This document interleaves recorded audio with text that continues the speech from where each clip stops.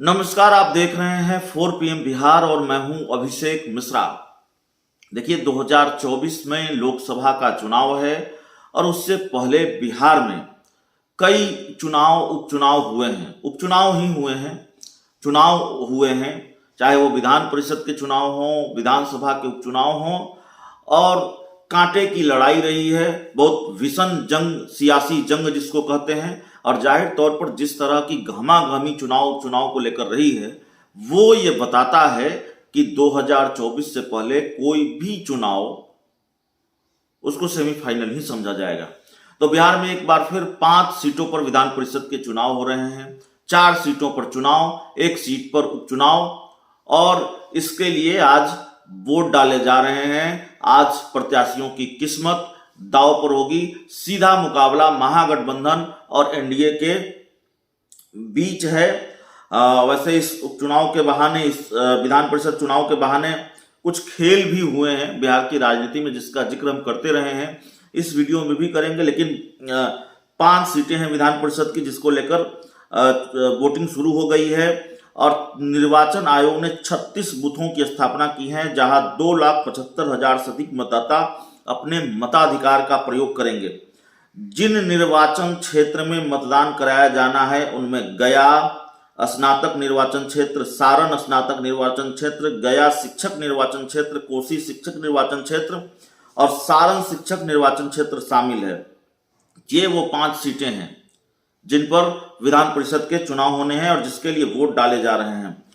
कुल 48 प्रत्याशी हैं जिनकी किस्मत का फैसला आज हो जाएगा। बैलेट बॉक्स में उनकी किस्मत बंद हो जाएगी। 48 प्रत्याशियों में गया स्नातक निर्वाचन क्षेत्र से 8 प्रत्याशी, गया शिक्षक निर्वाचन क्षेत्र से 12, सारण शिक्षक निर्वाचन क्षेत्र से 12, कोसी शिक्षक निर्वाचन क्षेत्र से 7, सारण स्नातक क्षेत्र से 9 प्रत्याशी मैदान में हैं। अब हम आपको खेल के बारे में बताएं, इस विधान परिषद चुनाव को लेकर क्या क्या खेल हुए हैं बिहार की राजनीति में। उससे पहले हम आपको बता देते हैं कि कहां से कौन उम्मीदवार हैं। महागठबंधन और भारतीय जनता पार्टी ने कहां से, किस सीट से किसको मैदान में उतारा है। तो भारतीय जनता पार्टी ने सारण स्नातक क्षेत्र से महाचंद्र प्रसाद सिंह को, गया स्नातक क्षेत्र से अवधेश नारायण सिंह को, कोसी शिक्षक क्षेत्र से रंजन कुमार को और सारण शिक्षक क्षेत्र से धर्मेंद्र सिंह को और गया स्नातक सीट से जीवन कुमार को टिकट दिया है। जबकि महागठबंधन ने राजद के प्रदेश अध्यक्ष जगदानंद सिंह पुनीत कुमार को गया स्नातक क्षेत्र से उम्मीदवार बनाया है। गया शिक्षक निर्वाचन क्षेत्र से जदयू के संजीव श्याम सिंह, कोसी शिक्षक निर्वाचन क्षेत्र से जदयू के संजीव कुमार सिंह तथा सारण स्नातक से जेडीयू के वीरेंद्र नारायण सिंह को चुनाव मैदान में उतारा है। और सारण शिक्षक निर्वाचन क्षेत्र से उपचुनाव में स्वर्गीय केदारनाथ पांडे के पुत्र आनंद पुष्कर सीपीआई उम्मीदवार हैं। तो महागठबंधन मिलकर चुनाव लड़ रहा है, दूसरी तरफ बीजेपी अकेले चुनाव लड़ रही है। अब हम खेल के बारे में बताते हैं। अकेले चुनाव लड़ने से मतलब है बीजेपी ने अपने सहयोगियों को कोई सीट नहीं दी है, सारी सीटों पर अकेले चुनाव लड़ रही है। तो वोटिंग हो रही है। अब जाते जाते खेल की बात कर लेते हैं। 2 खेल बड़े महत्वपूर्ण हुए हैं विधान परिषद चुनाव में। पहला खेल ये हुआ है कि एक तो सुधाकर सिंह से नीतीश कुमार परेशान, जेडीयू परेशान। सुधाकर सिंह लगातार नीतीश कुमार पर हमलावर हैं, क्या क्या बोल रहे हैं और ऐसी बातें बोल रहे हैं जिससे जेडीयू तिलमिला जा रही है। अब जगदानंद सिंह के बेटे हैं सुधाकर सिंह, आरजेडी के प्रदेश अध्यक्ष जगदानंद सिंह के बेटे हैं। सुधाकर सिंह पर कार्रवाई नहीं हुई है, अब तक जेडीयू कार्रवाई चाहती है।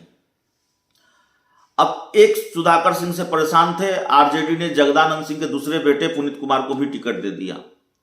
तो ये खेला भी हुआ। जेडीयू को इससे भी आपत्ति थी, कुछ बयान भी सामने आए थे।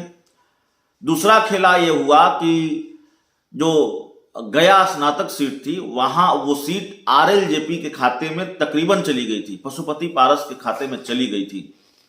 चिराग पासवान ने इसमें अड़ंगा डाला।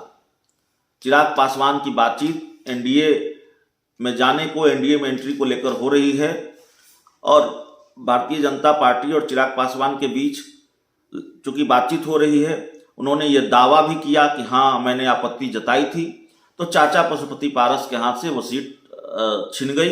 चाचा भतीजे की लड़ाई में बीजेपी को फायदा हुआ और गया स्नातक सीट भी अपने सहयोगी को नहीं देनी पड़ी। वो सीट भी पशुपति पारस के खाते से छीनकर बीजेपी के खाते में चली गई और इन वक्त पर बीजेपी ने वहां से जीवन कुमार को मैदान में उतार दिया। ये पूरा खेल है और विधान परिषद चुनाव को लेकर और जो भी अपडेट होगा, क्योंकि वोटिंग चल रही है, और भी कोई अपडेट होगा तो हम आपको जरूर बताएंगे। इस रिपोर्ट में इतना ही। बहुत बहुत धन्यवाद।